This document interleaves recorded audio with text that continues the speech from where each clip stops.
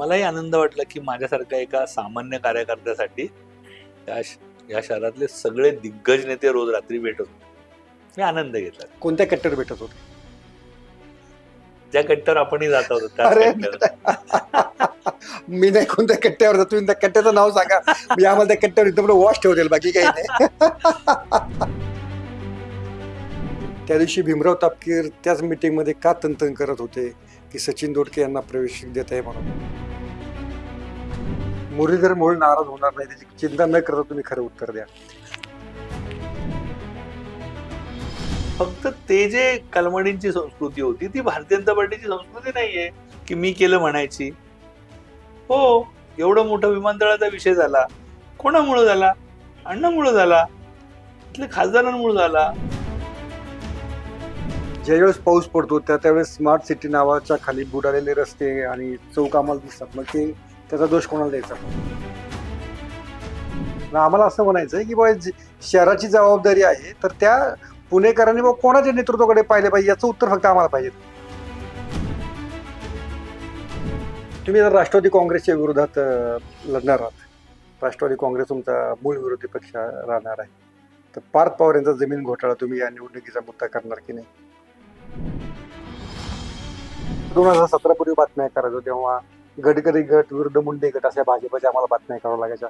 आता मोहोळ गट विरुद्ध चंद्रकांत दादा पाटील गट अशा काय असं बातम्या? कधी तुम्हाला बातमी मिळणार नाही. 16/12/2025 आणि मला 16लाच निकाल आहे. हो, बरोबर एक महिना. एक महिन्यानंतर आपण हा कागद पुन्हा एकदा सर्वांना दाखवूया की गणेश बिडकर यांनी आमच्याकडे हे असं लिहून दिलेलं होतं.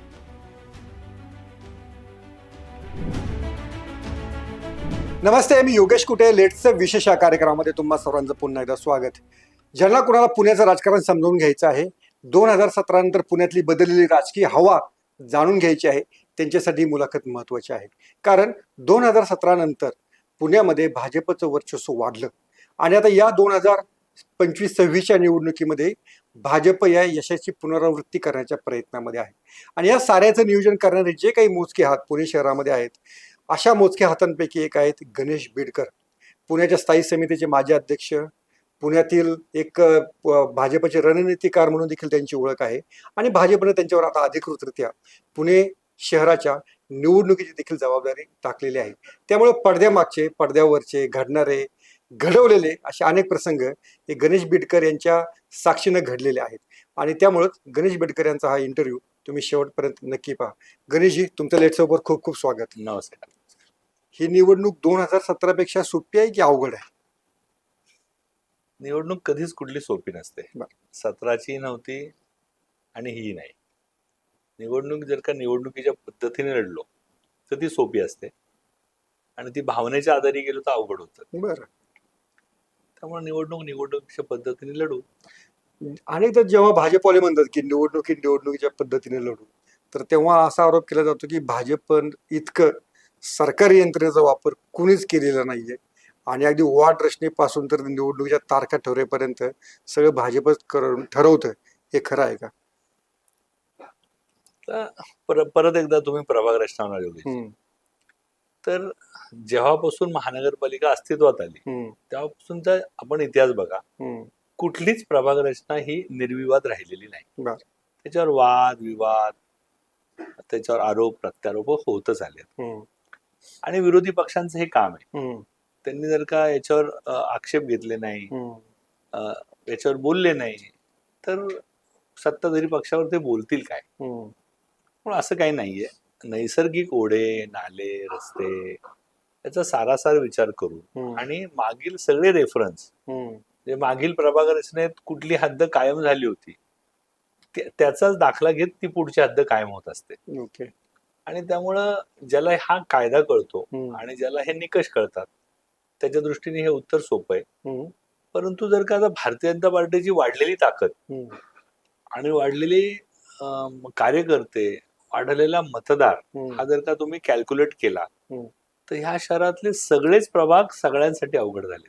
ते उलटे हो, सुलटे हो, गोल हो, त्रिकोण हो, भारतीय जनता पार्टीची ताकदच आहे. आणि त्याच एक मूळ कारणाने विरोधकांनी आधीच हार मानली आहे आणि त्यातनं ते त्या प्रभाग रचनेला दोषी ठरवतात. ओके. पण ही जी प्रभाग रचना आहे आता ते निवडणुकीमध्ये आपल्याला कळलंच. पण या प्रभाग रचनेमुळे आणि भाजपच्या सगळ्या या रणनीतीमुळे 2017चा जो भाजपचा जो काही 97 जागांचा विक्रम आहे तो विक्रम गाठेल की त्याच्या पुढे राहील की मागे राहील? आम्ही 5 वर्षात खूप चांगलं काम या शहरात केले. 97 आमचे अधिक 5-6 जणांनी आमच्याकडे शिवसेनेच्या नगरसेवकांनी प्रवेश केला. तर 103-104 नगरसेवक आमचे असेही आहेत. आणि ह्या सगळ्या आदरणीय देवेंद्रजींचं नेतृत्व असेल, मोदींचा सारखा चेहरा भारतीय जनता पार्टीचा असेल, या शहरात मुरलीधर मोहोळ सारखा नेता आहे, चंद्रकांत सारखे पालक आहेत आमचे, माधुरी वहिनी आहे, धीरजजी असेल, आमची अख्खी भारतीय जनता पार्टीची एक फळी आहे. आणि ह्यात मतभिन्नता नाहीये. आपण जर का विरोधी पक्षात गेलात तर शकल आहेत, गट आहेत, तट आहेत. इथं तसं नाहीये. त्यामुळं जर का 103च्या आम्ही 123 नाही झालो तर हे आमचं अपयश असेल. अच्छा. आम्ही निश्चित 120+ 125+ या निवडणुकीत जाऊ. अत्यंत अनुकूल स्थिती भारतीय जनता पार्टीला आहे आणि त्यामुळं माझ्या मनात शंका नाही की आम्ही एक चांगला स्कोर करू. चांगला स्कोर करू. पण हे जेव्हा असं म्हणतायत की विरोधक असा प्रश्न विचारतील की सगळी निवडणूक यंत्रणा हे सगळे विठ्ठल धरत तर 45 जागा तुम्ही विरोधकांसाठी का सोडल्या असा देखील प्रश्न येऊ शकतो. कुठलीही यंत्रणा जर का आम्ही वापरली असती हा. तर 45 तरी का सोडल्या असत्या? असं नाहीये. यात निश्चितपणे तुम्ही विरोधकांची स्थिती बघा. एका प्रमुख राजकीय पक्षाने आवाहन केलं की इच्छुकांनी अर्ज भरा आणि 69 अर्ज आले आणि त्या 69 अर्जापैकी किमान 15 अर्ज फोन करून भरायला लावले. बर. ही वस्तुस्थिती आहे. ह्या शहरातली हे वास्तव आहे. राष्ट्रीय पक्ष आहे. राष्ट्रीय पक्ष नाहीये तो, प्रादेशिक पक्ष आहे. तर राष्ट्रीय पक्षाने 2दा मुदतवाढ दिली आहे या शहरात. मला आठवतं काँग्रेस भवनवर या पिरियडला काय गर्दी असायची आणि आज काँग्रेस भवनची स्थिती काय. तर विरोधक हा विखुरलेला आहे, विरोधक हा घाबरलेला आहे, विरोधकांकडं थॉट प्रोसेस नाहीये, विरोधकांकडं गटातटात विभागले गेलेत, एकमेकांचे पाय ओढण्यात मग्न आहेत आणि त्यामुळे ही विरोधकांची स्थिती आहे आणि ते त्यांच्या अपयशाचं खापर निश्चितपणे भारतीय जनता पार्टीवर फोडतायत. हे अत्यंत चुकीचं आणि घातक आहे त्यांच्यासाठी. अच्छा. तुम्ही म्हणता भाजपमध्ये गटतट नाहीये, ते एकमेकांचे पाय ओढले जात नाहीयेत, हे खरंच आहे? हो, निश्चित. भारतीय जनता पार्टीत तुम्ही बघा, मुरलीधरसारख्या एका तरुण कार्यकर्त्याला केंद्रात नेतृत्व करण्याची संधी पार्टीने दिली. चंद्रकांत दादा इथं बसून आहेत. देवेंद्रजी ज्या दिवशी जे ठरवतात ते अख्ख्या पार्टीला मान्य असतं. रवीजी चव्हाण असतील, आमचे राज्याचे अध्यक्ष बावनकुळे साहेब असतील, एकवाक्यता आहे. आम्ही निवडणुकीला सामोरं जातो ना, आता तुम्ही बघा की एका बाजूला धीरजजी मुलाखती घेत होते, एका बाजूला मी घेत होतो. कुठल्या आमदारांनी आक्षेप नाही घेतला की आम्ही हिवाळी अधिवेशनात आहोत आणि तुम्ही कशा घेताय. ही एक वाक्यता आहे. ओके. हे पार्टी स्पिरिट आहे. मग त्या दिवशी भीमराव तापकीर त्याच मीटिंगमध्ये का तंतन करत होते की सचिन दोडके यांना प्रवेश देत आहे म्हणून? अशी स्थिती नव्हती. ही माहिती चुकीच्या पद्धतीने मांडल्या गेली, याचा विपर्यास झाला. पार्टीच्या बैठकीत जर का बोलले नाही तर मग कुठं बोलायचं? पत्रकारांसमोर बोलायचं. असं काही झालं नव्हतं. कुठल्या तरी प्रवेशावरनं चर्चा निघाली. प्रवेशावरनं नव्हतीच ती, त्यांनी बोर्ड लावले होते आणि ते बोर्ड कोणी लावले? दोडकेंनी त्याचं स्पष्टीकरण दिलं की माझ्या विरोधकांनी लावले. याच्यावरती चर्चा होती. सचिन दोडके नावाचे माजी नगरसेवक, राष्ट्रवादी माजी काँग्रेस. नगरसेवकांचे फोटो मोदी आणि मुरलीधर मोहोळ यांच्या बरोबरचे एका सिंगल रस्त्यावर दिसले आणि अचानक त्यात कोणतरी म्हणलं दोडकेंचे फोन आले आणि दादा म्हणले की हो, मलाही फोन आला आणि मी सरप्राईज झालो की हे दोडके प्रवेश कधी झाला तर मलाही माहित नाही, परंतु खोलात गेल्यावर कळलं हे अण्णालाही माहित नाही. भीमराव अण्णांना मुरली अण्णांनाही मुरली माहित अण्णांना, नाही, आणि- भीमराव अण्णांनाही माहित हम्म. नाही. आणि त्यातून असा खुलासा बुडाला की दोडके म्हणतात हे मी नाही लावले, माझ्या विरोधकांनी लावले. त्याच्यावरनं ती 2 मिनिटं चर्चा झाली की कोण कोणाचे लावत नाहीत, कोण कोणाचं काय नाही. आणि अशा प्रकारच्या त्या बोर्डवरनं ती चर्चा होती, प्रवेशावरनं नव्हती. आणि त्या ओके. बोर्डवरनची चर्चा ही बाहेर कशी गेली मला माहित नाही. परंतु असतात, माझा योगीजींसारखा मित्र आहे, त्यांनी मला काय विचारलं तर मी खरंच सांगतो त्यांना. त्यातनं ते बाहेर आलं आणि त्याचा विपर्यास झाला. पण हे दोडके गृहस्थ आहेत, हे आगामी निवडणुकीमध्ये कमळाच्या चिन्हावर दिसतील का? राजकारणात अशक्य काही नसतं. राजकारणाचं नावच अस्थिरता आहे. राजकारणात जिथं गॅप आहे तिथं कार्यकर्ता संधी शोधत असतो. बरं. त्या प्रभागात गॅप असेल, भारतीय जनता पार्टीला जर का चांगला कार्यकर्ता सक्षम मिळत असेल आणि त्याची इच्छा असेल मुख्य प्रवाहात यायची भाजपासारख्या, आणि आमच्याकडे गॅप असेल तर येईल, आणि आमच्याकडे गॅप नसेल तर निश्चितपणे येणार नाही. ओके. आता हे गणेश बिडकर इथं आपल्याला पडद्यामागचे गणेश बिडकर आपल्याला तिथे जाणून घ्यायचे आता. जर गॅप आहे आणि गॅप नाही हे ठरवणार हे गणेश बिडकरच आहेत असं बोललं जातं, तर ते खरं आहे का? असं काही नाही. ही पक्ष मोठा आहे. हा. या पक्षात एक मोठं नेतृत्वाची फळी आहे आणि या पक्षात सामुदायिक विचार होतो. दादा आहे तिथं, पालक आहेत आमच्या सगळ्यांचे, मुरली अण्णा आहे, एकदम कमालीचा चेहरा आता राज्यातला देशातला म्हणावं लागेल. नाही ते तर आहेच, पण ग्राउंड लेवलला पण कार्यकर्ते लागतात असं आम्ही ऐकतो. ते खरं आहे का की जवळपास 20हून अधिक अनेक चेहरे आता भाजपमध्ये तुम्ही इतर पक्षामधले बोलवत आहेत? ह्या पक्षा मूळ प्रवाहात येण्याची अनेक जणांची इच्छा आहे. बरं. अनेक जणांची इच्छा आहे. राज्यातले पण खूप मोठे मोठे नेते या पक्षात आले. बरं.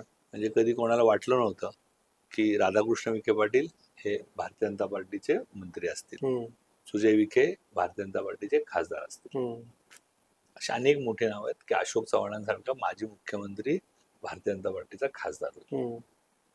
त्यामुळे ज्याला कोणाला योग्य वेळेला योग्य प्रवाहात यायचे तो येईल. बरं. आणि त्याला अडवणारा गणेश बिडकर कोण आणि घेणारा पण गणेश बिडकर कोण? ओके. घेणारी पार्टी आहे, त्यामुळे पार्टी निर्णय करायला लागते सगळ्यांना. पण अनेकदा जी चर्चा असते पुण्यामध्ये की सगळं पाठीमागचं जे सगळं शिजवायचे काम असतं ते तुम्ही करता, ते खरं आहे काय? जे कोणाला जमत नाही हा. ते बिडकरांना जमतं हा. असा समज आहे. बरं. तो कधी खरा ठरतो, कधी खोटा ठरतो. ओके.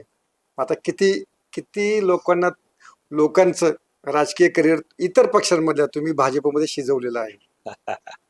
योगीजी, शिजवणारा मी नाहीये, हा. मी काय त्या क्षमतेत नाही अजून. हा. परंतु निश्चितपणे काही चांगले तरुण चेहरे हे पार्टीत आम्ही घेऊ. निवडणूक प्रभारी होणार आहे तुम्हाला कधी कळालं होतं? नाही, मला माहित नाही, मला माहिती नव्हतं आणि अचानक आलं की माझी नियुक्ती झाली आहे आणि निवडणूक प्रमुख. आणि ती काय, मी 2017ला पण निवडणूक प्रमुख होतो आणि 2012लाही निवडणूक प्रमुख होती.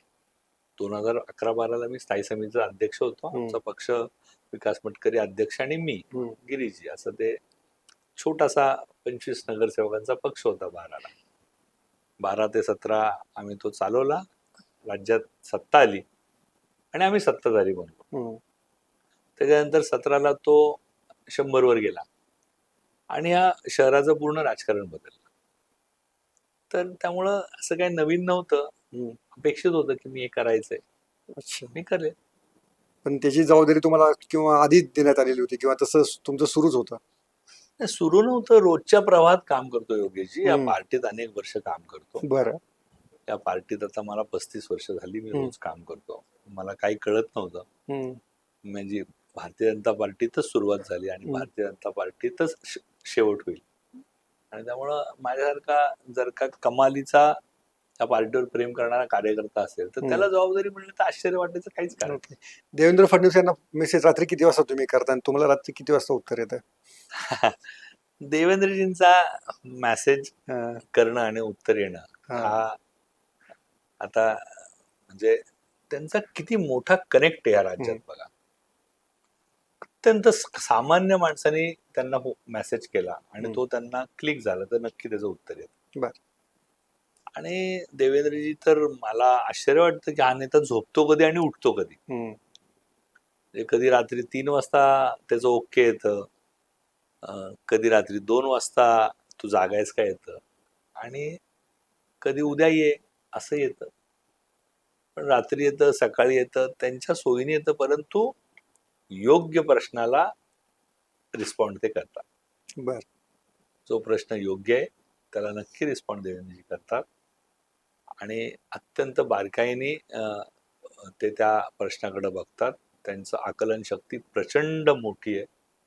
त्यांना त्या जेवढा शॉर्ट मेसेज तेवढा लॉंग कळतो, असं माझं मत आहे. की जेवढ्या छोट्या आणि समर्पक शब्दात तुम्ही त्यांना कळवताल, त्याचं आकलन ते करतात आणि त्याला रिस्पॉन्ड करतात. ओके.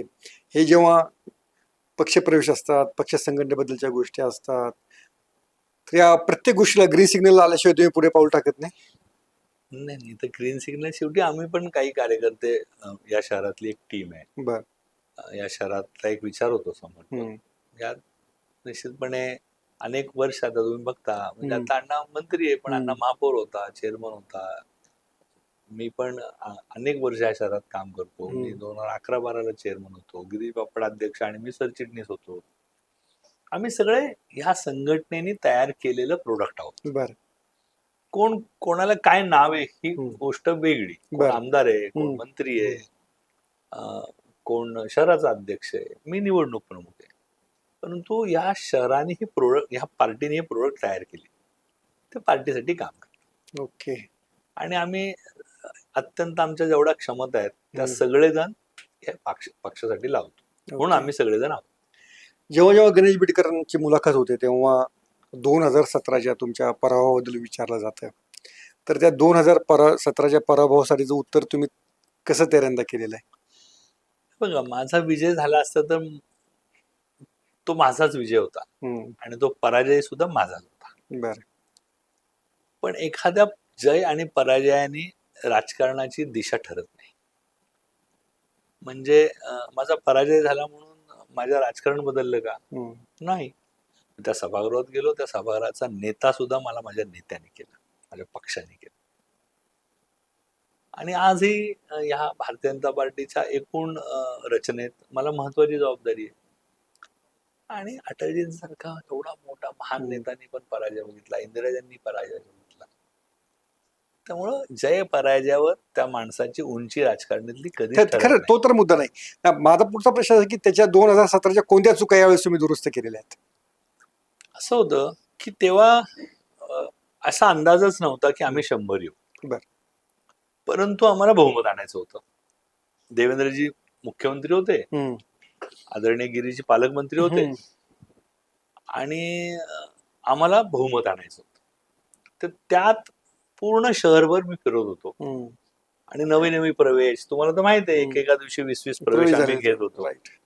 आणि मग त्या लोकांना कन्व्हिन्स करणे, निवडणे, आणि त्याची जी काही प्रोसेस असते, हा योग्य उमेदवार आहे का नाही, हा निवडून येऊ शकतो का नाही, अशा सगळ्या रचनेत मी अडकलो होतो. म्हणजे शेवटच्या दिवशीचा किस्सा सांगतो की सकाळी 6 वाजता मी वर्षावरून निघालो, ज्या दिवशी मला अर्ज भरायचा होता, आणि शेवटचा दिवस होता, आणि निघालो, आणि मंत्रालयापर्यंत आल्यावर मला परत बोलवण्यात आलं. मी परत वर्षावर गेलो, आणि परत एक 5 मिनिटाची चर्चा झाली, आणि परत निघालो, आणि आलो, आणि मला सांगण्यात आलं की अनिल भोसलेंच्या पत्नीचा उमेदवारी अर्ज जाऊन भर. आणि मला माझा अर्ज भरायचा होता. मी माझा अर्ज सोडला, माझा अर्ज मी जाऊन भरला, माझी मिरवणूक संपवली, आणि मी अनिल भोसलेंचा अर्ज भरायला गेलो, अनिल भोसलेंच्या मिसेस. तर अशा सगळ्या ह्याच्यात माझा वेळ गेला, आणि माझी प्रायोरिटी राहिली नाही. आणि मग जेव्हा जो पुढे असतो त्याच्यावर पहिला वार त्याच्यावर होतो. बरोबर. तसे वार राजकीय माझ्यावर झाले. ते वार पक्षातनं आणि पक्षाबाहेरनं दोन्हीकडनं झाले. ते ज्याचं त्यांनी ठरवावं. कोणी काय जगजाहीर आहे ते काय मला लक्षात ठेवण्यासारख्या त्या आठवणी नाहीयेत. परंतु पक्षातल्या बाहेरचे पण सगळे होते, कारण दुखावले होते. मी अनेक लोकांचे प्रवेश घेतले होते, आदरणीय देवेंजी बरोबर राहिले माझ्या, आणि त्यामुळं अनेक जण दुखावलेली होते, आणि हे सगळे दुखावलेली लोक एकत्र आली, त्याचा मला अंदाज आला नाही. आणि निवडणूक गेली हे माझ्या 4 दिवस अगोदरच लक्षात आलं. 4 दिवस आधीच कळालं होतं. माझ्या लक्षात आलं की माझ्या विरुद्धचे सगळे उमेदवार म्हणजे राष्ट्रवादी काँग्रेसने त्यांचा उमेदवार विड्रॉ केला, काँग्रेसने त्यांचा उमेदवार विड्रॉ केला. रेग्युलर बॅलेट पेपरवर घड्याळ आणि पंजा नव्हतं. नव्हतं. ओके. आणि त्यानंतर मग शिवसेनेने त्यांचा उमेदवार विड्रॉ केला, मनसेने त्यांचा उमेदवार विड्रॉ केला त्यामुळे थेट लढत आणि काँग्रेस. त्यामुळे थेट लढत सर्व पक्षीय नेते विरुद्ध गणेश बिडकर. आणि ठीक आहे, मलाही आनंद वाटला की माझ्यासारख्या एका सामान्य कार्यकर्त्यासाठी या शहरातले सगळे दिग्गज नेते रोज रात्री भेटत होते. मी आनंद घेतला. कोणत्या कट्ट्यावर भेटत होते? ज्या कट्ट्यावर आपणही जात होतो त्या अरे कट्ट्यावर. मी नाही कोणत्या कट्ट्यावर जातो. तुम्ही त्या कट्ट्याचं नाव सांगा. मी आम्हाला त्या कट्ट्यावर एकदम वॉश ठेवतील, बाकी काही नाही. या शहरात जेवढे कट्टे आहेत ते सगळ्या सर्वश्रुत आहेत. अरे अच्छा अच्छा, बरं. मग आता यावेळेस गणेश बिडकर पुन्हा निवडणूक लढवणार का? हो, पक्षाने सांगितलं तर मी नक्की निवडणूक लढणार. त्याच प्रभागातून तुमचा जो मंगळवार सोमवार मंगळवार कसबा गणेशपेठ रविवारपेठ जो भाग आहे तो योगेशजी, रास्तापेठ. माझे वडील हम्म, हे पूर्वी 3 टर्म नगरसेवक राहिले. हम्म. मी आता ही माझी 5वी टर्म आहे. हे बिडकरांचं 50वं वर्ष आहे तिथं मत मागायचं. बरं. माझ्याकडं तिथं 3 पिढ्यांशी संबंध असलेली कुटुंब आहेत, 4 पिढ्यांशी संबंध असलेली कुटुंब आहेत. हम्म, मला तुम्हाला आज सांगूशी वाटते, गरुड नावाचं कुटुंब आहे माझ्याकडं, मांढरे नावाचं. 5th जनरेशन मला आता मतदान करणार. हो. पणजीनी मला माझ्या वडिलांना आणि मला मतदान केलं. 94 गेल्या. आजीनी केलं, वडिलांना मला, आईनी मला केलं, मुलांनी मला केलं, मुलाची मुलगी आत्ता केलं. सांगा मला, असा भाग सोडून मी कुठं लढू? माझ्या वडिलांनी प्रचंड मेहनत तिथे केली आणि आता 25 वर्ष मी ती टिकवण्यात यश आलं. ओके. त्यामुळे त्याच भागातनं निवडणूक लढणार पक्षाने जर का उमेदवारी दिली तर. अनेक जण म्हणतात की रांगा लागतात गणेश बिडकरांना भेटण्यासाठी. जरा आमच्या अर्जाचं बघा, आमच्या उमेदवारीचं बघा. रात्री किती किती वाजता लोक तुम्हाला भेटतात? नाही, राजकीय कार्यकर्ता बिझी राहतो निवडणुकीत. जे जसा गावचा उरूस असतो त्याचे बरं. सगळेजण देवळात जातात, तसं या निवडणुकीत राजकीय कार्यकर्त्यांकडे गर्दी असते. उरूस आहे आमचा. बरं. येतात कार्यकर्ते, अपेक्षेने येतात. हम्म, मीही कधी काळी एक कार्यकर्ता होतो, मी असं फिरत होतो, त्यामुळे मी त्यांना एंटरटेन करतो, बोलतो, वेळ देतो. हम्म. मग येत राहतात लोक. संपर्क मोठा आहे, संपर्क ठेवतो. ओके. तुमचा एक आपल्या या निवडणुकीच्या एक निकालाचा तुम्ही 120+ 122 पुढचा तुम्ही आकडा सांगितलेला आहे. तर याच्यामध्ये जे काही झालेलं दिसतंय आता आम्हाला की तुम्ही राष्ट्रवादी काँग्रेस बरोबरची युती अधिकृतरित्या पुण्यामध्ये होणार नाही. तर राष्ट्रवादी काँग्रेस देखील तितका तगडा प्रतिस्पर्धी आहे. अजित पवारांचं पुण्याकडे लक्ष आहे. हा सामना अजित पवार विरुद्ध देवेंद्र फडणवीस असाच होणार आहे, कारण दोघांसाठी पुणे शहर महत्वाचं आहे. तर अजित पवारांच्या रणनीतीला तुम्ही एवढं कमी लेखता की 40-42 जागांवरतीच अजिबात नाही, अजिबात 40-42 जागांवरती ते हे करतील? अजिबात नाही. हम्म, मुख्य प्रतिस्पर्धी हा राष्ट्रवादी काँग्रेसच आहे. आम्हाला अजितदादांच्या या शहरातल्या अस्तित्वाबद्दल आणि त्यांच्या कामाबद्दल, लोकप्रियतेबद्दल शंकाच नाही. हम्म, प्रचंड मोठी टीम, हम्म, निवडून येणारे लोकांची टीम ही राष्ट्रवादीत आहेच, हम्म, हे तुम्हाला स्वीकारावं लागेल. हम्म, मग आणि पॅन पुणे, जसं एखादा आता काँग्रेस काय पॉकेट पुरती राहिली, हम्म. तशी काय राष्ट्रवादी काँग्रेस नाही. त्यामुळे राष्ट्रवादी काँग्रेसशीच खरं तर ही मैत्रीपूर्ण लढत भारतीय जनता पार्टीला करावी लागणार. हम्म. अवघड टास्क आहे की ज्या प्रमुख राजकीय पक्षाशी निवडणूक लढायची आणि ती मैत्रीपूर्ण लढायची. बरं. परंतु जे नेतृत्वाने ठरवलं ते करावं लागेल. हम्म. आणि आमची लढाई अजितदादांच्या राष्ट्रवादी काँग्रेस बरोबरच होईल अशी आजची स्थिती. अशी सच्ची स्थिती. मुलाखत संपताना आपण गणेश बिडकरांकडे एका कागदावरती आकडा लिहून घेणार आहोत. निवडणुकीनंतर निकाल काय असू शकेल तो एक आकडा आपण घेणार आहोत. आणि गणेश बिडकर असे एक मुरबी नेते आहेत असं मानलं जातात. तो पण त्यांची जर यादी मी ती घेणार आहे की तुम्हाला यंदा कोणाकोणाला निवडणुकीत पाडायचं ते तुमच्या पक्षातल्या आमच्या पक्षातला पाडायचं काही कारण नाही. तो पिंड माझा नाही. ह्या पक्षावर ह्या पक्षाने योगीजी सर्व काही दिले. बर. म्हणजे आई वडिलांनी जन्म दिला, वडिलांनी एक पुण्याई करून ठेवली, बरं. परंतु या शहरात नावारूपाला ह्या पक्षाने मला आणले. बरं. त्यामुळे पक्षाशी अवसान घातकीपणा कधी गणेश बिडकर करणार नाही.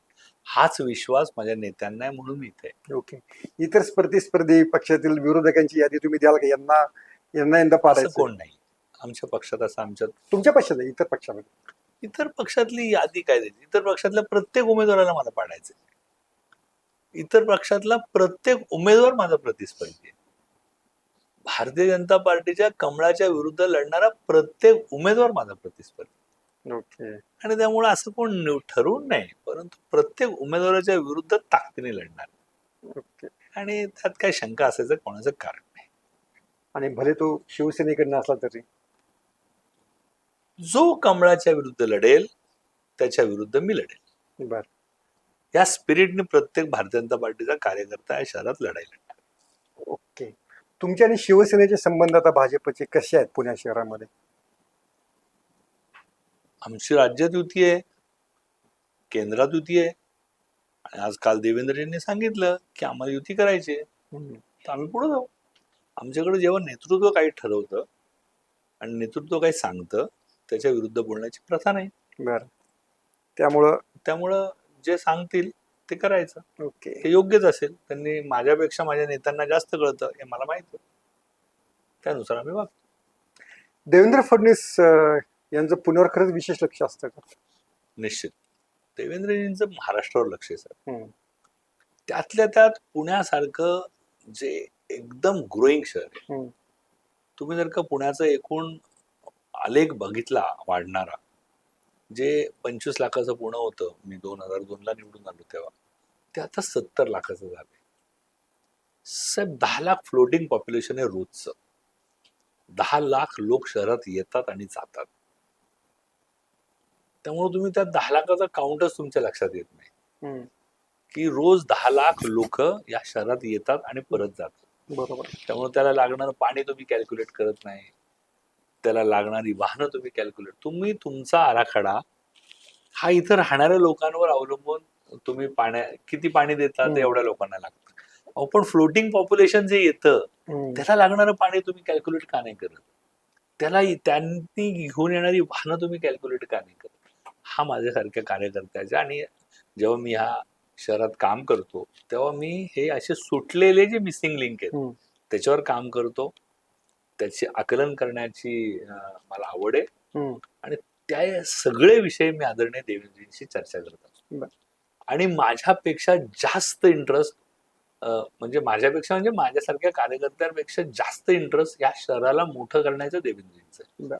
त्यामुळे तुम्ही बघा या शहराचं कसलं एक्सपान्शन होतंय. तुम्ही जर का बघितलं तर 50,000 कोटी रुपयांचे विकास कामं या शहराभोवती फिरत आहेत. साहेब हे शहर काट टाकतंय, हे शहर मोठं होतंय. या शहराचा आवाका प्रचंड मोठा होणार. ज्या दिवशी आता परवाच नितीनजींनी जाहीर केलं की अजून एक नवीन एक्सप्रेस लेन करणार आहे. समजा ती 1.5 तासाची 2 तासाची झाली, मुंबईला कनेक्ट झालं, तर पुण्याचं ग्रोथ अजून ह्या स्पीडनी डबल वाढणार. तर तुम्हाला ह्या सगळ्या गणितात मग जर का ह्या एवढ्या मोठ्या नेत्याने पुण्यावर लक्ष नाही दिलं तर कसं चालेल? आणि याची जाणीव आणि याची जबाबदारी ह्या मुख्यमंत्र्यांना आहे. आणि म्हणून देवेंद्रजी आठवड्यातनं एकदा या शहराला देतात, या शहराचे विषय समजून घेतात, या शहराच्या लागणाऱ्या गरजा. कालच त्यांनी सांगितलं नवीन 2 DCP, 5 पोलीस स्टेशन मिळणारं हे पहिलं शहर आहे. बरोबर. काल त्यांनी 3,000 कोटी रुपयांची विकास कामं एकाच वेळेला उद्घाटन केली. प्रचंड मोठं आहे. सगळी महिला पाणी शुद्धीकरण केंद्र, सगळ्या साठवण टाक्या, काय नाही किती प्रोजेक्ट सांगू तुम्हाला. आणि ही सगळी प्रोजेक्ट महापालिकेचे नाही आहेत, ही केंद्र आणि राज्यांनी पैसे दिलेली प्रोजेक्ट आहेत साहेब. की महापालिका नाही करू शकत एवढे सगळे प्रोजेक्ट स्वतःच्या पैशाने. आणि त्यामुळं ह्या शहरावर विशेष लक्ष देवेंद्रजींचं असतं. त्या शहरातले बारीक सारीक प्रॉब्लेमवर देवेंद्रजी लक्ष देतात.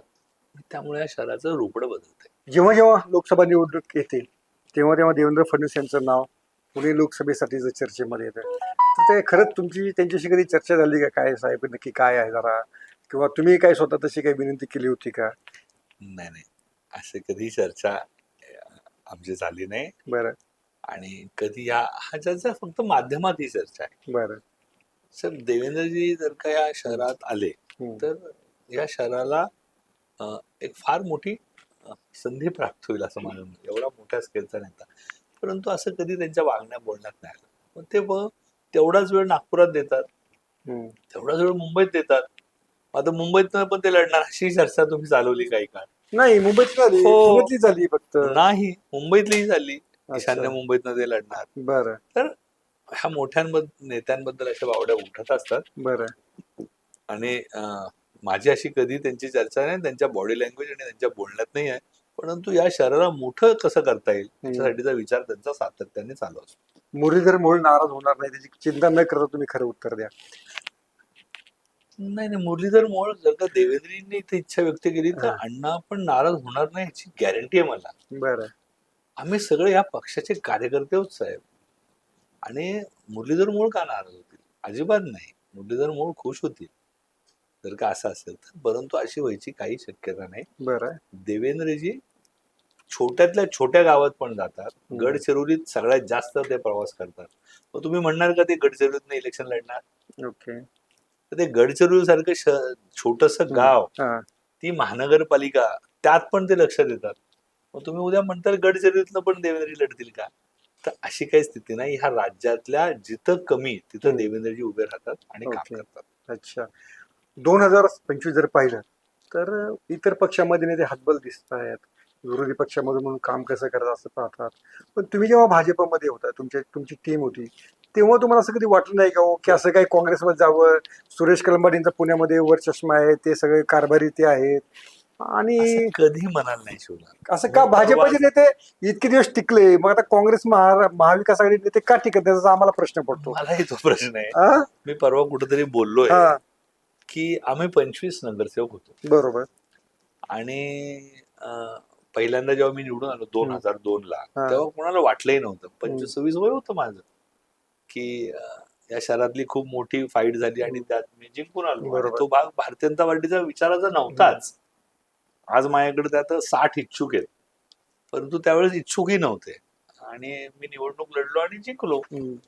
आणि जिंकल्यानंतर मला जावडेकर साहेबांनी शाबासकी दिली, कारण ते मला म्हणत होते तू लढू नको, तू पडशील आणि तुझ्यासारखा चांगला कार्यकर्ता हा नाउमेद होऊ शकतो, हा नैराश्य येईल. मी म्हणलो मी निवडून येईल. आणि मी निवडून आलो, त्यांना सांगितलं प्रकाशजी नगरसेवक गणेश बिडकर बोलतो आणि मी निवडून आलो तुमच्या आशीर्वादाने. आणि अजूनही त्यांना त्याचं कौतुक आहे. बरं. परंतु असं आमच्या अख्ख्या पिढीला, म्हणजे मुरली अण्णा असेल, मी असेल, सुनीलराव कांबळे असतील, हेमंत रासने असेल, श्रीनाथ असेल, म्हणजे किती नावं घेऊन तुम्हाला, आम्ही सगळेजण, योगेश टिळेकर असेल, आम्ही सगळेजण 2002 पासून, म्हणजे त्याच्या अगोदर आम्ही कामात आलो. मी 95 ला 93-94 ला कामात आलो. 97 ला पहिली निवडणूक लढायला गेलो, माझं वयच बसलं नाही, 21च पूर्ण नव्हतं. आणि मग दुसऱ्या निवडणुकीत मला तिकीट मिळालं आणि मी निवडून आलो. कधी मनालाच नाही शिवलं की आपण काँग्रेसमध्ये जाऊ. उलट काँग्रेस आम्ही कायम, मी अशोक एनपुरे, मुक्ता टिळक, आम्ही कायम सभागृहात असायचो आणि कायम आम्ही मतदान आमच्या महापौरपदाच्या उमेदवाराला करायचो आणि आम्ही हारायचो. आणि मग सगळ्या गुलाल खेळायचे आणि आम्ही बोलत राहायचो. आणि अशोकराव एकदा म्हणाले तर आपण किती वर्ष असं बघणार आहोत. तो कालाय तस्मै नमः, संपला तो दिवस. आणि परवा मी आमच्या कार्यालयात आलो तेव्हा गदगद झालो की या कार्यालयात लाईन लावून लोक अर्ज घेत आहेत आणि लाईन लावून मुलाखती देत आहेत. आणि मग तेव्हा सगळ्या भूतकाळात गेलो. शंकरराव वादे असतील, रामभाऊ म्हाळगे असतील, अण्णा जोशी, डॉक्टर लेले, नारायणराव गुळगुलेंसारखा आमच्या पॅकचेरा असेल, अशोकराव साळुंखे असतील, गिरीजी बापट होते, दादा रावत, तुम्हाला किती नाव, अनिल शिरोळे, खपले हो 50-50 वर्ष. आणि हे खपल्यानंतर हे दिवस ह्या भारतीय जनता पार्टीला आले. त्यातल्या एकाही नेत्याच्या मनाला कधी शिवलं नाही की मी काँग्रेसमध्ये जावं, नगरसेवक व्हावं, महापौर व्हावं, चेअरमन व्हावं. हा, चेअरमन झाले, गिरीजी बापट चेअरमन झाले, मी चेअरमन झालो, भारतीय जनता पार्टीचे चेअरमन झालो आम्ही, त्यांची मतं फोडून तोडून राजकारण करून. परंतु आम्ही काय भारतीय जनता पार्टी सोडून विचार यायला. त्यामुळे एक आनंद आज वेगळाच जेव्हा या भारतीय जनता पार्टीचे सुवर्ण दिवस बघतोय, अनुभवतोय, बरं, तर एक वेगळा आनंद आमच्यासारख्या सगळ्या पिढीला आहे. पण तेव्हा भाजपमध्ये जावं असं का वाटत तुम्हाला? 1997 साली तुम्ही तुमचं वय नव्हतं पण तेव्हा भाजपमध्ये जावं असं का विचार होता? काँग्रेस एवढी सक्षम पार्टी होती त्यावेळेस हम्म. की आम्हाला त्यात जागाच नव्हती. तिथं खूप आता जशी भारतीय जनता पार्टीत लाईन आहे हा, तशी तशीच होती. काँग्रेसमध्ये लाईन होती. तो सुरेशभाई कलमणींचा काळ होता हम्म. आणि काँग्रेसचं अनन्यसाधारण महत्व होतं हम्म. आणि सगळं पुराच काँग्रेसचा वेगळा होता. म्हणजे माहिती आहे तुम्हाला की कलमाडी एअरपोर्टला उतरले तर 50 गाड्या त्यांना घ्यायला झालं जायच्या. खरी गोष्ट. आणि त्यावेळेस असं वाटलंच नाही. आणि हाडाचा कार्यकर्ता आहे, संघर्ष करू शकतो, संघर्ष करायची तयारी आहे. त्यातनं पुढे जात राहिलो. आणि त्यावेळेस पण क्लॅरिटी होती की योग्य पक्षात जायचं, हम्म. चांगल्या विचारात राहायचं. आणि त्यामुळं 25 वर्षात राजकीय आरोप झाले असतील, हम्म. परंतु एक साधं कोण बोटही न दाखवेल असा एकही आरोप आमच्यावर होऊ शकला नाही, करू शकले नाही. राजकीय आरोप होतात, प्रभाग रचना यांनी केली, हा केला, असे राजकीय आरोप तर होत राहतात राजकीय कार्यकर्ता. परंतु एकही जो डाग लागेल असा आरोप आमच्यावर होऊ शकला नाही, कारण आम्ही तेवढ्या सचोटीने या पार्टीत काम करतो. अनेक असं म्हणतात की ज्या पद्धतीने सुरेश कलमाडींनी पुण्याचं पालकत्व पत्करलं होतं तशी कुणी जबाबदारी घ्यायला तयार नाही. म्हणजे म्हणजे म्हणजे पुण्याचं काही चेहरामोहरा बदलण्यामध्ये कलमाडींच्या एका नेतृत्वाचा एक वाटा होता असं तुमच्यासारखे विरोधक देखील मान्य करतील. मग असे भाजपकडनं असं कोणी जबाबदारी पालकत्व का नाही घेतलं? हो, पालकत्व नाही घेतलं तर काय चाललंय? हम्म. उलट आता म्हणजे मला हम्म. बोलू नये हम्म. आता ते कोणावर, हम्म. परंतु काँग्रेसने इतक्या बेसिक चुका ह्या शहरात केल्या आहेत. हम्म. म्हणजे प्रगल्भ नेतृत्व कसं म्हणायचं? प्रगल्भ नेतृत्व तुम्ही मिक्स बीआरटी आणली त्याला प्रगल्भ नेतृत्व म्हणताल का? हम्म. तुम्ही 1985चा SCMTR अजून केला नाही ह्याला प्रगल्भ नेतृत्व म्हणताल का? तुम्ही प्रगल्भ नेतृत्व म्हणताल कशाला? मेट्रो वरनं जावी का खालनं जावी ह्याच्यात 5 वर्ष घालतली, ह्याला प्रगल्भ नेतृत्व म्हणताल का? उलट उलट आहे आता मुरली अण्णा बघा ते शहर किती वेगाने पुढे नेतोय. प्रत्येक अमृतच्या किती योजना आल्या, प्रत्येक योजनेत महापालिकेला पैसे मिळत आहेत. कोणामुळे मिळत आहेत? फक्त ते जे कलमाडींची संस्कृती होती ती भारतीय जनता पार्टीची संस्कृती नाहीये की मी केलं म्हणायची. हो, एवढं मोठं विमानतळाचा विषय झाला, कोणामुळे झाला? अण्णामुळे झाला, इथल्या खासदारांमुळे झाला. गिरीश बापट होते पालकमंत्री, त्यांच्यामुळे या शहराचे अनेक विषय मार्गी लागले. तुम्ही आम्हाला क्रेडिट देणार नाही. या शहरातला महिला पाणी शुद्धीकरण केंद्र असतील, या शहराला पहिले 1500 बस, आता 1000 बस कोणाच्या काळात आल्या? या शहराची पीएमपीएल रोज एक फोटो यायचा पीएमपीएल बंद झालेला. 10 वर्षातला मला दाखवा की एक फोटो पीएमपीएल मध्ये बंद पडलेला. कचऱ्यावर किती आंदोलन तुम्ही बघितली? तुमच्या काळात किती कव्हर केली कचऱ्याची आंदोलनं? 10 दिवस कचरा उचलायला जात नव्हता. गेल्या 7 वर्षातला कचऱ्याचं आंदोलन दाखवा. साहेब, हे तुम्ही आम्हाला यश देणार का नाही? हे भारतीय जनता पार्टीच्या नेतृत्वाने केलंय. ज्यावेळेस पाऊस पडतो त्यावेळेस स्मार्ट सिटी नावाच्या खाली बुडालेले रस्ते आणि चौक आम्हाला दिसतात. मग ते त्याचा दोष कोणाला द्यायचा? साहेब, असं आहे की पावसाचा पॅटर्न बदलला, हे पण तुम्हाला स्वीकारावं लागेल. पावसाचा पॅटर्न हा पूर्वी आपण अख्खा श्रावण बघायचो, आता 2 दिवसात तेवढा पाऊस पडतो. त्याला प्रिपेअर्ड व्हायला काही काळ लागणार आहे, कारण पूर्वीच्या पावसाळी लाईन, त्याचं नेटवर्क, आता त्याच्यावर मला 1 तास वेगळं बोलावं लागेल. पण इन पण जनरल इन जनरल मी तुम्हाला सांगतो, ह्या पॅटर्न नुसार या शहराला बदलायला थोडा वेळ लागणार आणि तो तुम्ही आम्हाला दिला पाहिजे. ब्रिदिंग पिरियड आम्हाला तुम्ही 5 वर्ष दिली. त्या 5 वर्षात आम्ही ही मेट्रो धावतीये, ही मेट्रो आता खडकवासल्यापासून वाघोलीपर्यंत आली आणि हिंजवडीपासून हडपसरपर्यंत आली. हे आम्ही केलं. ह्या शहरातले महिला पाणी शुद्धीकरण असेल, साठवण टाक्या असतील पाण्याच्या, इंग्रजांच्या काळची टाकी आहे लष्कर जलशुद्धीकरण केंद्र, इंग्रजांनी बांधली. त्याच्यावर 30% पाण्याचा पाणी पुरवठा होतोय. साहेब, 50 वर्ष पाण्यावर काँग्रेसच्या राजवटीत कामच नाही झालं. तो महिला पाणी असेल, शुद्ध पाणी असेल, आम्ही केलं. पण नदी आम्हाला आहे तशी दिसते, त्याचं उत्तर काय दिलं? नदी तुम्ही आता जावा संगमवाडी ते संगम घाट बघा, 1.5-3 किलोमीटरचा पॅच झालाय. तुम्हाला नाही फरक दिसत का नदीत? वेळ देणार का नाही तुम्ही आम्हाला? आम्ही आता 3 पॅकेज त्याचे चालू केलेत, काम चालू आहे. पर्यावरणवादी आम्हाला रोज त्रास देत आहेत. एनजीटीत जात आहेत, हायकोर्टात जात आहेत, सुप्रीम कोर्टात जात आहेत, मार खाऊन येत आहे. तिथं कुठेही त्यांना रिलीफ नाही मिळालं, कारण हे विकासाचं काम आहे, हे कोणाच्या इंटरेस्टचं काम नाही. या शहराला सर्वाधिक अप्रिशिएट करणारा जर का कुठला प्रोजेक्ट असेल तो रिव्हरफ्रंट आहे. 42 किलोमीटर जर का रिव्हरफ्रंट, तुम्ही विचार करा की असं तयार झालाय आणि या शहराचं सौंदर्यीकरण काय असेल. हे शहर बदलतंय साहेब. 24/7 पाणी पुरवठ्याचं काय झालं, कुठे टाक्या? 60 टाक्या चालू झाल्या, 27 टाक्या ऑनगोईंग आहेत, 60 टाक्या चालू झाल्यात साहेब. 60 नवीन टाक्या, ज्या एकही टाकी गेल्या 50 वर्षात नवीन झाली नव्हती. मुरली असताना एक नवीन टाकी चं काम चालू झालं, जे पर्वतीला एलेला. त्याच्या अगोदर एकही नवीन टाकी या शहरात झाली नाही. त्यामुळे बेसिक मूळ प्रश्नांवर हात घालून भारतीय जनता पार्टी काम करते, मूळ प्रश्नांवर. तर तुम्ही फक्त जर का मला हे यादी वाचायला सांगितली तर मला 1 तास लागेल की आम्ही ह्या शहरात काय केलं, पण तुम्ही आम्हाला त्याचं क्रेडिटच देणार नाही का? अजून तुम्ही काँग्रेसच्याच काळात, भूतकाळात रमणार आहात. नाही, रमणार नाही म्हणजे प्रश्न तो नाही. तुम्ही मुद्दा उपस्थित, कलमाडींना आणण्यासाठी गाड्या जातात, हा मुद्दा तुमचा आरोप बरोबर आहे. पण आम्हाला असं म्हणायचं की बाबा शहराची जबाबदारी आहे, तर त्या पुणेकरांनी बाबा कोणाच्या नेतृत्वाकडे पाहिले पाहिजे याचं उत्तर फक्त आम्हाला पाहिजे. त्या त्याच्यामध्ये शहराचा खासदार आणि केंद्रात मंत्री आहे, तशाचकडे बघितलं पाहिजे. दर महिन्याच्या शेवटच्या रविवारी तो जनता दरबार घेतोय, तो लोकांना भेटायला येतोय. साहेब, लोकांना भेटायला नाही बोलवत. ही भारतीय जनता पार्टीची संस्कृती आहे. कलमाड्या उत्सर्ग नाही करत तुम्ही? हो, दर महिन्याच्या शेवटच्या रविवारी एकही रविवार या शहराच्या खासदाराचा चुकला नाही, त्याचं क्रेडिट तुम्ही देणार नाही का त्यांना? का कलमाडे उचल 50 महापौरांनी आपल्या गाडीत उभं राहायचं आणि कलमाडींना रिसिव्ह करायचं, ते तुम्हाला गोड वाटणार? आणि हा माझा केंद्राचा मंत्री लोकांना भेटायला जातोय, त्याचं कौतुक तुम्ही करणार नाही? अरे वा. तसे तर भाजप नेते आम्हाला विमानतळावर दिसतात बडी नेत्यानंतर, जसे कलमडीने भेटायला जात होते तसे. साहेब, मुख्यमंत्र्यांनी रिसिव्ह करायला जावंच लागेल ना, हा शहराचा प्रोटोकॉल आहे.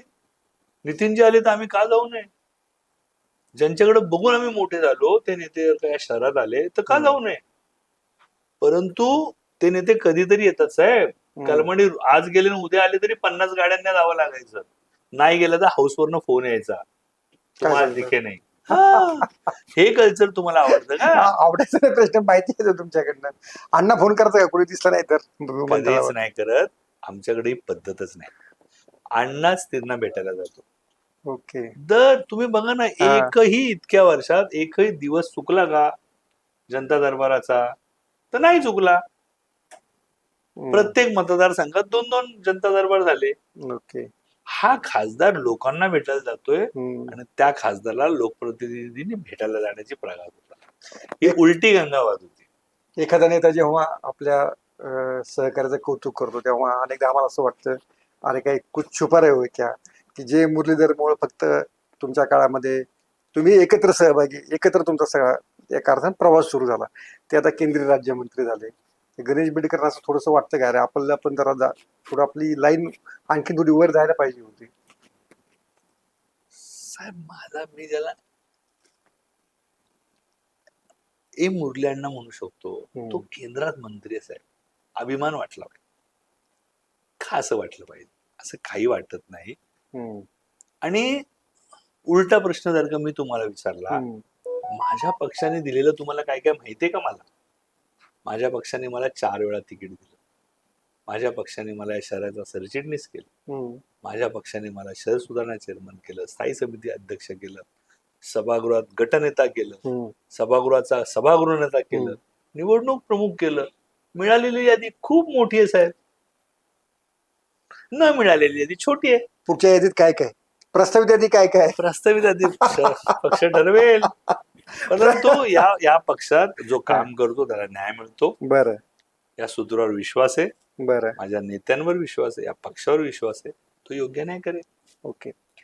तुम्ही जर राष्ट्रवादी काँग्रेसच्या विरोधात लढणार आहात, राष्ट्रवादी काँग्रेस तुमचा मूळ विरोधी पक्ष राहणार आहे, तर पार्थ पवार यांचा जमीन घोटाळा तुम्ही या निवडणुकीचा मुद्दा करणार की नाही? सर, त्या विषयात मला खूप अधिकृत माहिती नाही, परंतु त्याच्यावर राज्यस्तरीय कमिटी नेमली.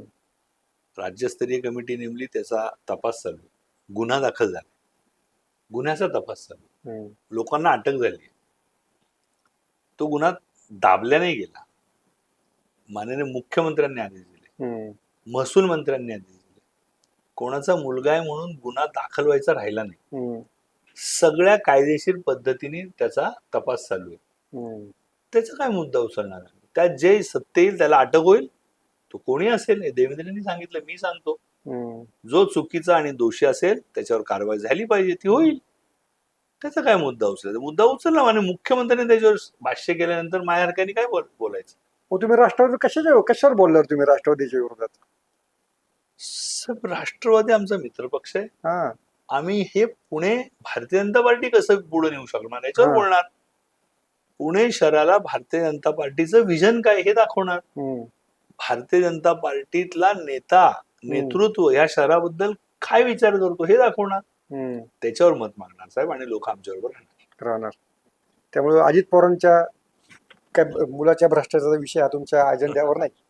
पुन्हा तुम्ही त्याच्यावर मला आणताय. मला कोणाचंही नाव इथं घेता येणार नाही, मला ते घ्यायचं नाही. जो कोणी दोषी असेल त्याच्यावर कायदेशीर कारवाई व्हावी, हे भारतीय जनता पार्टीची भूमिका आहे. त्या भूमिकेला आम्ही ठाम आहोत. माननीय मुख्यमंत्र्यांनी गुन्हा दाखल केला, लोक सस्पेंड केली, त्या गुन्ह्यात अटक झाली, त्याच्यावर महसूलमध्ये कमिटी नेमल्या गेली, त्या कमिटीचा अहवाल आला आणि त्या अहवालानुसार कारवाई चालू. ओके. आणि आम्ही असं पाहतो की मुरलीधर मोहोळांचं नेतृत्व आता प्रस्थापित होत आहे, त्यांना संधी पण चांगली मिळत आहे. मग तेच ज्येष्ठ जाणते नेते चंद्रकांत दादा पाटील यांचा पुण्याशी किंवा पुण्याच्या सगळ्या तुमच्या निवडणूक व्यवहार रणनीतीशी काही तुम्ही संबंध ठेवला आहे का? आणि दादा आमचे पालक आहेत साहेब, आम्ही सगळे त्यांचे कार्यकर्ते आहोत. असं वाटतं की दादांना साईडलाईन करतायत तुम्ही सगळी तरुण मंडळी? हा तुमचा भ्रम आहे. नाही, असं वाटतं तरुण मंडळी कॉन्ट्रीब्युशन ह्या पार्टीतलं प्रचंड मोठं डोंगर एवढं आहे. हा दादा कार्यकर्त्यांसाठी नवस करणारा नेता आहे. दादा आणि आमची पिढी, भले कोण आमच्या सगळ्या पिढीतले कोणीही कार्यकर्ता हा दादा होऊ शकत नाही. दादा पालक आहेत आमचे. आणि हे सगळ्या तुमच्या भ्रामक कल्पना आहेत. ह्या पार्टीत आमच्या जुन्या जाणत्या लोकांना प्रचंड आदर आणि प्रचंड त्यांना श्रद्धा आहे आमची त्यांच्यावर. दादांवर माझी श्रद्धा आहे, दादांवर मुलांची श्रद्धा आहे. आणि त्यामुळं आम्हाला घडवणारे नेते ते. हा पदाने आम्ही पुढे मागं होऊ शकतो. पदच सर्वस्व नसतं या पार्टीत. अहो दादांबरोबर अनेक जे.पी. नड्डांसारखं आमचा राष्ट्रीय अध्यक्ष दादांबरोबर काम केलंय, धर्मेंद्र प्रधानांसारखं माणसांनी काम केलंय, नरेंद्र मोदी, अमित शहा बरोबर दादांनी काम केलंय. दादांचं या पार्टीतलं कॉन्ट्रीब्युशन डोंगरा एवढेच आहे, त्याची काय तुलना करतात? आम्ही जेव्हा सुरुवातीला 2017 पूर्वी बातम्या करायचो तेव्हा गडकरी गट विरुद्ध मुंडे गट अशा भाजपच्या आम्हाला बातम्या कराव्या लागायच्या. आता मोहोळ गट विरुद्ध चंद्रकांत दादा पाटील गट अशा काय कधी तुम्हाला बातमी मिळणार नाही. ती कथोकल्पित असेल. असा कधीही कुठलाही गट भारतीय जनता पार्टीत कार्यरत नाही आणि राहणारही नाही. आता एकच गट भारतीय जनता पार्टी, हा एकच गट. देवेंद्र फडणवीस गट साहेब, तो नेता आहे आमचा या राज्याचा, त्याचा कुठला गट? माझा नेता आहे, या राज्याचा मुख्यमंत्री आहे. 5 वर्ष राहिला मुख्यमंत्री, 3 वर्ष उपमुख्यमंत्री, पुन्हा मुख्यमंत्री. निर्विवाद नेता आहे, त्याचा कुठला गट साहेब? हा तुमच्या भ्रामक कल्पना आहेत सगळं. आता सगळं भ्रम म्हणू नका तुम्ही. हे जे सुरू आहे किंवा जे दिसत आहे त्याच्यावर आम्ही बोलतो की हा जर का तुम्ही हा राज्याचा एक नेता आहे, जो निर्विवाद नेता आहे, मुख्यमंत्री आहे, आणि त्या मुख्यमंत्र्याला काय गटातटाची आवश्यकता आहे? असं अजिबात नाही भाजपमध्ये. अजिबात नाही भाजपमध्ये. तुम्हाला जर का असं काय वाटत असेल तर मला नक्की कळवा, मलाही कळू द्या भाजपमध्ये कुठला. तुम्हाला जास्त माहिती आहे, म्हणजे तुम्हाला ऑन कॅमेरा मान्य करणं शक्य होणार नाही. ऑन कॅमेरा नाही, ऑफ कॅमेरा नाही, या भारतीय जनता पार्टी ती पद्धतच नाही. ओके. 2017, 2025, 2012, 2007 कोणती निवडणूक तुमच्यासाठी अवघड होती? तुमची वैयक्तिक मी तुम्हाला विचारतोय. 2002 ची निवडणूक हा माझा शून्य फोडणारी होती. बर. कोणालाही वाटलं नव्हतं की मी त्या काँग्रेसच्या पॅनलला पाडेन. आणि माझ्याबरोबर जोडीला हिराबाई पवार, म्हणजे त्या केम हॉस्पिटल समोर नारळ विकायच्या, अशी एक महिला होती. मी, मोहनसिंग राजपाल आणि त्याचे तीन पक्षाचे 3 जण निवडून, भाजप, शिवसेना, राष्ट्रवादी. आणि तिथून हा प्रवास चालू झाला. त्याच्या पुढची निवडणूक ही मी स्थायी समिती अध्यक्ष आणि महापौर मोहनसिंग राजपाल अशी होती. एकाच प्रभागातले एकाच प्रभागात एक महापौर आणि स्टँडिंग कमिटी चेअरमन. ती एक वेगळ्या एंगलची होती. आणि चॅलेंजिंग 17 असं वाटलं नव्हतं चॅलेंज होईल, परंतु जेव्हा सगळ्या पक्षाच्या उमेदवारांनी पक्ष विड्रॉ केले त्या दिवशी जाणवलं की आता ही चॅलेंज आहे. आणि आता तर ह्या निवडणुकीचा निकाल हा लोकांनी ठरवलाय. ही निवडणूक लोकांनी हातात घेतली. या शहराची निवडणूक लोकांनी घेतली, माझ्या प्रभागाची निवडणूक जनतेने हातात घेतली. पण ह्या निवडणुकीचे निकाल काय ज्योतिषाला विचारायची गरज नाही. ओके. भारतीय जनता पार्टीच्या कार्यालयातली गर्दीच हे सांगते. ओके. एक कागद द्या जर आपण त्यांच्याकडनं शेवटचा आकडा लिहून घेऊ आपण, आणि तो कागद आपण निकालाच्या दिवशी आणि हा व्हिडिओ देखील निकालाच्या दिवशी आपण सगळ्यांना दाखवू की गणेश बेटकरांनी तारीख आणि आकडा आणि तुमची सही. तोपर्यंत मी कागद कोणाला दाखवणार नाही आणि सांगणार पण नाही. मी कागदावर काय लिहू? 120+ आम्ही निवडून येणार आहे. आणि पडणाऱ्या उमेदवाराची यादी पण द्या. 120+ लिहून द्या. भारतीय जनता पार्टी, 120+ भाजप. तारीख टाकायची 16/12/2025. आणि मला 16लाच निकाल आहे. हो, बरोबर एक महिना. एक महिन्यानंतर आपण हा कागद पुन्हा एकदा सर्वांना दाखवूया की गणेश बेटकरांनी आमच्याकडे हे असं लिहून दिलेलं होतं. तर गणेशजी खूप खूप धन्यवाद. तुम्ही जे भ्रम म्हटलेले आहेत ते वास्तवात नाही होत. आणि भारतीय जनता पक्षाच्या पुढच्या तुमच्या कारकिर्दीला पक्षालाही शुभेच्छा. आणि पुढच्याही काळामध्ये जेव्हा प्रचार शिगेला पोहोचेल तेव्हा देखील गणेश बेटकरांशी आपण संवाद साधूया आणि पुण्याचे कोणते प्रश्न पुणेकरांनी आणलेले आहेत त्याचा देखील उलगडा त्या निमित्तानं होईल. धन्यवाद. नमस्कार. सोशल मीडियाच्या भाऊ गर्दीत विश्वासार्हतेने चकाकणारे नाव म्हणजे लेट्सअप मराठी. सगळ्यांना, सगळ्या नागरिकांना ती स्पीच, ती लेट्सअप वरील मुलाखती म्हणजे विचारांचा खजिना. त्यानंतरच्या निवडणुकीमध्ये मला सोडून गेले. बातम्या केवळ वस्तुस्थिती सांगणाऱ्या, न प्रोपगंडा, फक्त जनतेचा अजेंडा. क्योंकि आने वाला कल जाने वाला है, जाने वाला कल आने वाला है. राजकारण, मनोरंजन असो की क्रीडा क्षेत्र, महाराष्ट्राची स्पंदने संवेदनशीलतेने टिपणारे माध्यम म्हणजे लेट्सअप मराठी. जगासोबत एक पाऊल पुढे राहण्यासाठी लेट्सअपचे ॲप, सोशल मीडिया आणि वेबसाईट सोबत कनेक्टेड रहा.